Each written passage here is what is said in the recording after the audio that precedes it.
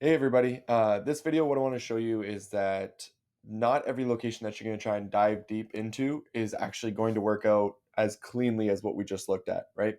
Um, because that was a really great example of when everything goes well, what it actually ends up looking like. And Austin is a pretty good city with a lot of great data, so it worked out really well that we were able to find that location. I actually had a little bit of an issue trying to find an example of a bad example within Austin because it's just a strong Airbnb city. But anyway, so what I wanted to show you is that sometimes what's going to happen is you're going to come and look into a certain location. So in this case, I am looking at this neighborhood here, this village, and it's a 2 bedroom, 2 bath. And what I'll do is I'll double click into it because I'm curious. It's 68,000. Let's see what happens.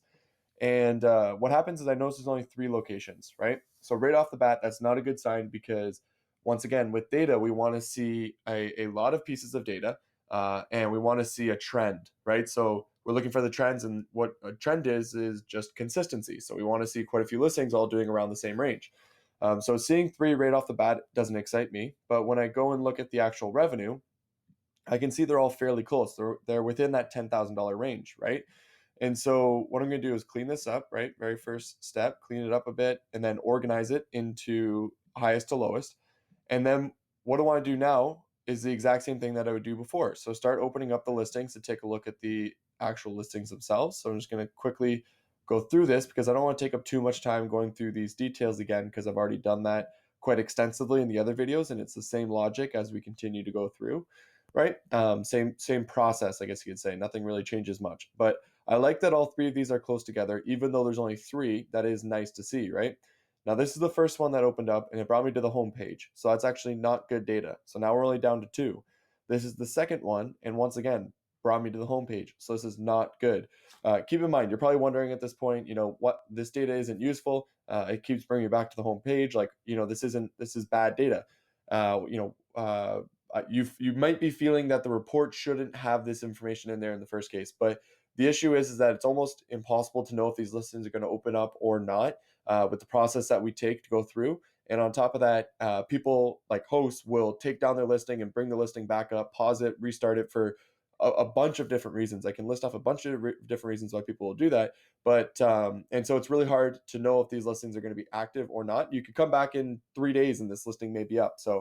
But so there's no way for me to remove that data, and I shouldn't remove that data. Um, but anyways, we're keeping that in there. And so this is the third one here. We can see the third one actually does open up to a listing, but it only has 8 reviews and it's by this iTrip vacation. But regardless, 8 reviews. So what's happened here is all 3 of these pieces of data have actually turned out to be not useful data. And so because I don't have useful data for this area, there's nothing that I can do. I don't know how much revenue I can potentially make from this location in a 2 bedroom, 2 bath. It's just not possible because we don't have data. And so there's nothing I can't, even if I really, really wanted to go into that area, I can't because I don't know how much revenue I can expect to make. And so now this is one of those areas that I just have to avoid with unit sizes within that area that I just can't go to. And so it is what it is, but this is going to happen actually more often than not. There's very few locations that will be as nice and clean and show consistency and show good profits as the one that we just went into in the last few videos there.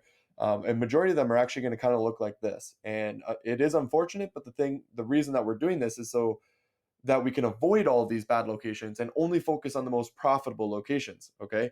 So that's the whole purpose of this report, is to nail down those best spots, but at the same time, avoid the bad spots. So yeah, so this is an example of what is going to happen probably more often than not is you're going to run into the bad data. So keep that in mind. Don't beat yourself up and don't get upset by the data when you see this over and over again. Just be really happy when you do come across 1, 2, 3 different areas that have strong data and good numbers. Okay, so I hope that makes sense, and we'll continue on from here. See you in the next video.